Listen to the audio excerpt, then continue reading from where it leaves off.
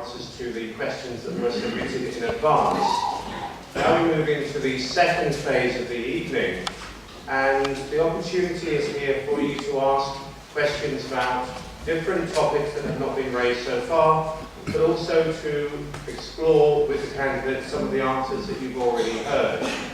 So if you would like to ask a question, please do show your hands and I'll look to get around to as many people as possible. We are going to ask the candidates in response to each question to limit their answers to no more than 1 minute, and then we'll be timekeeping again.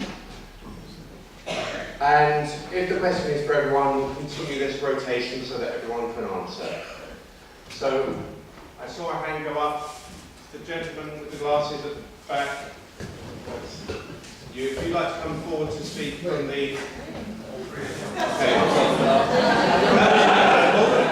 Okay. Yes, you gentlemen with the badges on.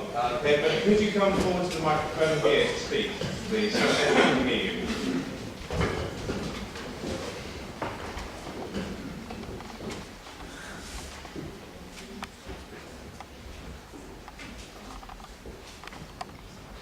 Thank you.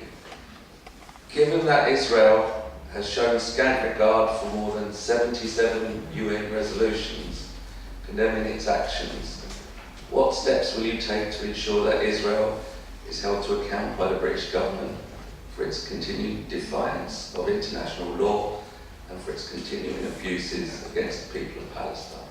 Okay, so that is a question that clearly is a new topic for everyone. So, Lisa, give you the first opportunity. If you don't wish to say no, that's fine. Well, thank you for your question. Realistically, I'm not going to be able to do anything. And neither is anyone in here, because Israel is ignoring international law.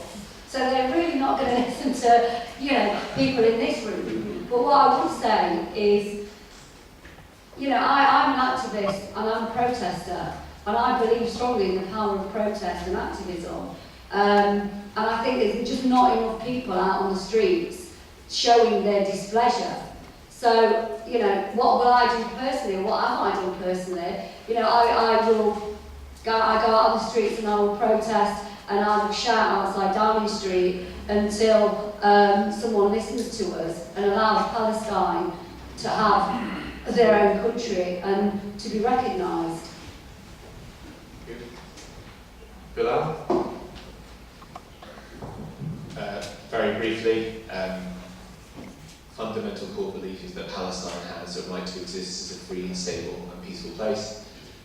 Israel has the same right, however, over the past few months, particularly the atrocities in Gaza, I think they lose a lot of credibility in the international stage of what they've done.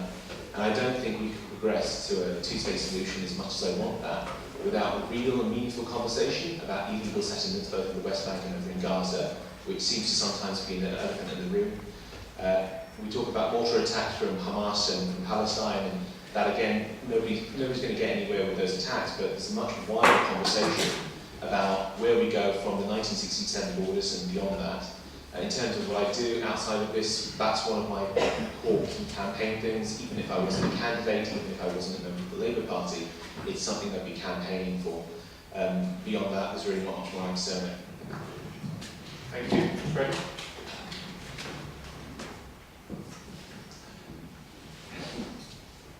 An eye for an eye leads to a world filled with blind people. That's what Gandhi said. There is wrong on both sides here. Not among the Palestinian people by and large. They are victims and they are pawns. They are pawns between the two powerful sides. Surrounding Arab states could solve this problem in a trice. On the second hand, we also have the question about the great guilt the world felt after World War II. This has nothing to do with the Palestinian people. They were not the people who are responsible for the excess deaths of about 5.1 million Jewish people. The land into which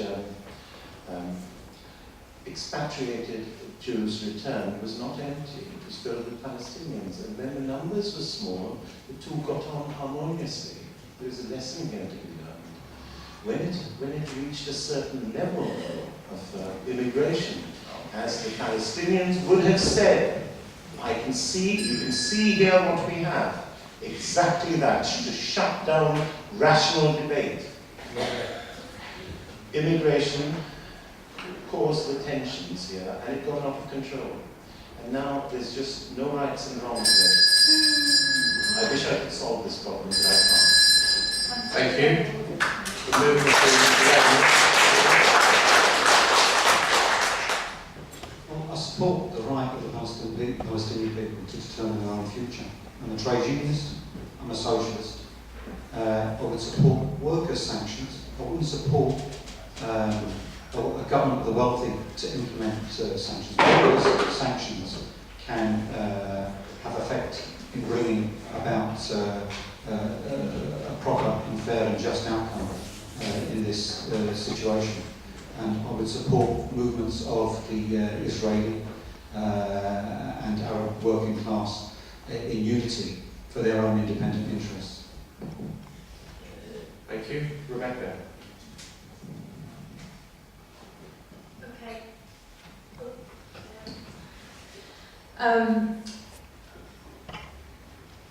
Right, yeah.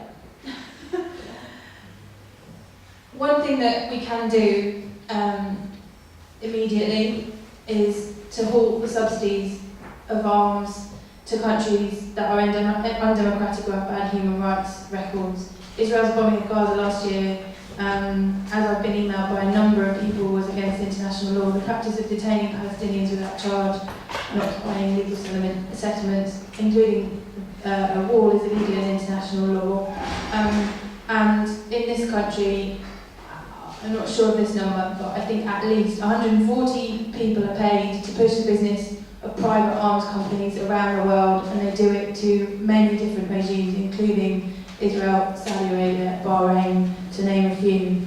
I'm just down in Walthamstow, and my Labour MP has refused to engage with me on this topic, and if we started engaging on this topic of our arms being peddled around the world and our taxes subsidising them, I think we would be starting to deal with this very massive problem.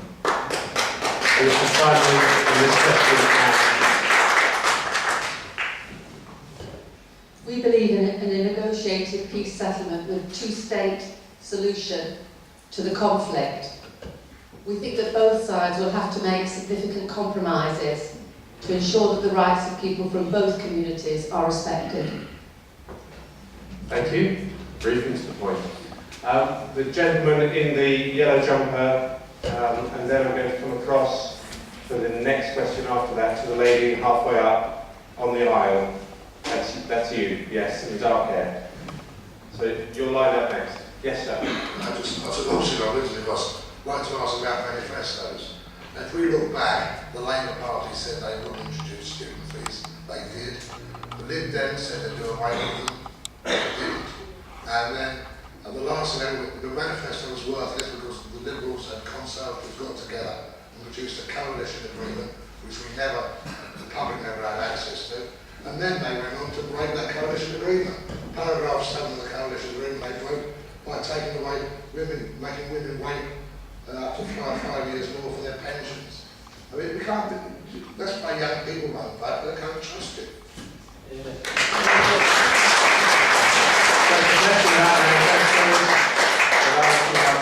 Up first this time.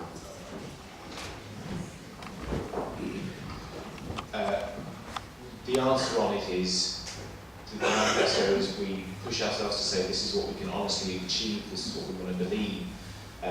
With a coalition government, unfortunately for the Lib Dems, they had to go back on some of their bigger promises. With Labour and with student fees in particular, yes, they were introduced, and that's unfortunate, but it was still, I had to pay those fees myself. That's a £3,000 debt which became affordable. For that, we then got increased numbers and more students on a longer term and from poorer backgrounds entering into university. But the wider point is, manifestos don't matter much. I happen to disagree. I think for us it's a contract with the public. It is by how we're measured, and that's how we're actually measuring this current government. Say, this is what you promised, you didn't. We want to kick you out, we don't want to kick you out. And equally with the Labour manifesto, with UKIP's manifesto, and the Greens and the TUSC, so it did. Otherwise, fine. Based on that, that's the contract, and that's what you judge us in 5 years. Freddie?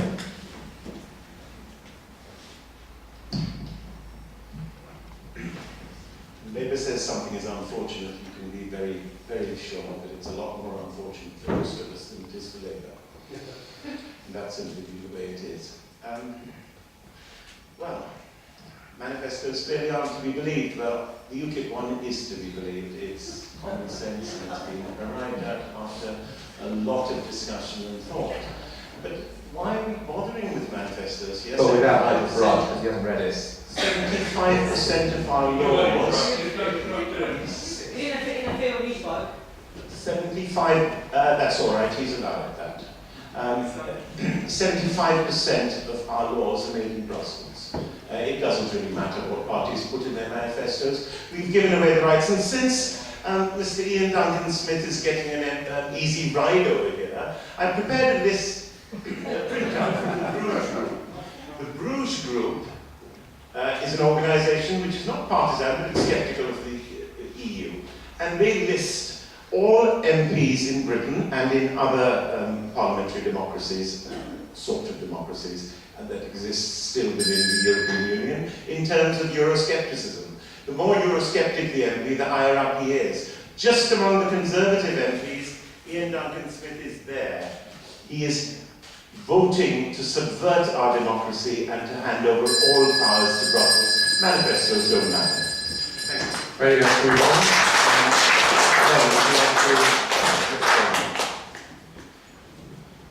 Well, of course, commitment and policy and to be seen to be carrying it out is important. And I'll go back to the point that Tusk stands on. We stand for MPs to be subject to immediate recall if they break their mandate, if they vote against what they stood for, and if they implement cuts. Socialists stood against the poll tax, one of the biggest movements in this country of civil disobedience, which was responsible for getting rid of Margaret Thatcher herself.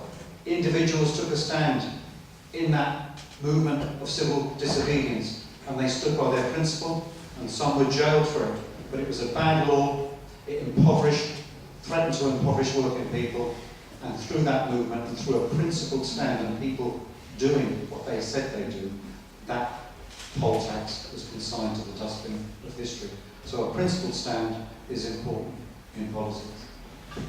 Thank you.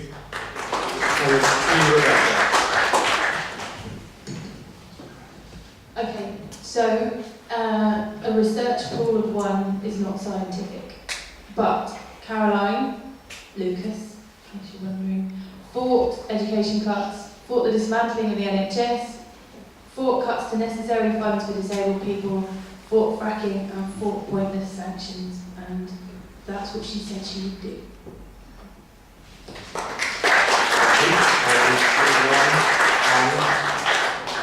A manifesto is important because it shows what your party wants to do. But when you're in a coalition and you're a junior partner, you can't do everything you want to do. But having said that, I do think you should have red lines when you go into a coalition. And if I had been negotiating it, which I wasn't, I would have had a red line on tuition fees because it did matter. And it has been very difficult for us because we didn't keep to that pledge, and I think we should have done.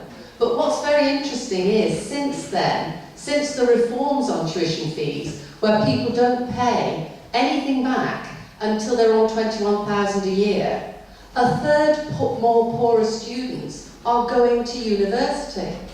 It hasn't stopped poor people going to university. And another interesting point is, why should people who don't go to university subsidise those who do? Okay, thank you for that. And interestingly, the party that has said it doesn't have a manifesto gets the last word on this one. Right, well, I'm not hungry for power. You know, I'm not desperate to get a 65 grand job and sit. I've been in the Houses of Parliament. It's not very nice. I don't know in there. No, but I'll tell you what I do want to do is talk to the Liberal Democrats, because if you were a principled person and you really believed in what you've just said, that you thought it mattered, you would not be standing for the Liberal Democrat. Because I tell you what, I would never stand for what you've done. Because you are not a principled person. Because you know what, if you really disagreed with what your party did, you would not be standing for them today, because I know I wouldn't. And actually, you're wrong. When it comes to university places, you are wrong. Because, no, I'll tell you what we'll do, then I'll do it. Because I do this is what I do for a job, so we'll do it. In the last 5 years, all funding for adults has been stopped, which basically means that adults who are over 25 are not going to 75% less adults are in university.